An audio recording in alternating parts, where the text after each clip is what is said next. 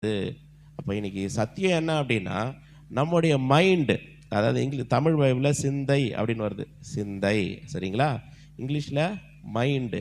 இந்த மைண்டு வந்து என்ன பண்ணணும் அப்படின்னா, கர்த்தருடைய வார்த்தையோட கூட கோஆப்ரேட் பண்ணணும். கர்த்தருடைய வார்த்தையோட கூட கோஆப்ரேட் பண்ணணும். நம்முடைய மைண்டில் நிறைய விஷயங்கள் இருக்கும்.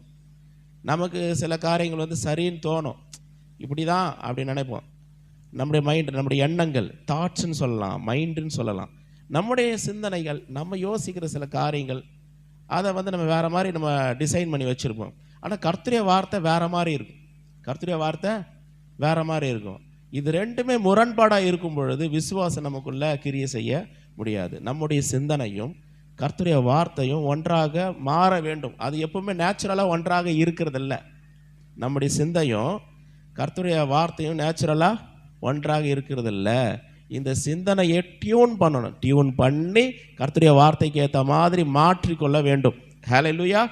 அது பொதுவாக அது வந்து ரொம்ப இனிமையான ஒரு காரியமாக இருக்காது. அதுதான் உண்மை. நம்முடைய சிந்தனையை கர்த்தருடைய வார்த்தைக்கு ஏற்ற போல மாற்றி அமைப்பது சில நேரங்களில் கஷ்டமாக தான் இருக்கும். பல நேரங்களில், சில நேரங்களில், பல நேரம், மேக்சிமம் அது எப்படி தான் இருக்கும், கொஞ்சம் கஷ்டமாக தான் இருக்கும். நம்ம விட்டு கொடுக்குற மாதிரி இருக்கும். நம்முடைய செல்ஃபை கொஞ்சம் விட்டு கொடுக்குற மாதிரி இருக்கும். நம்முடைய ஈகோவை விட்டு கொடுக்குற மாதிரி இருக்கும்.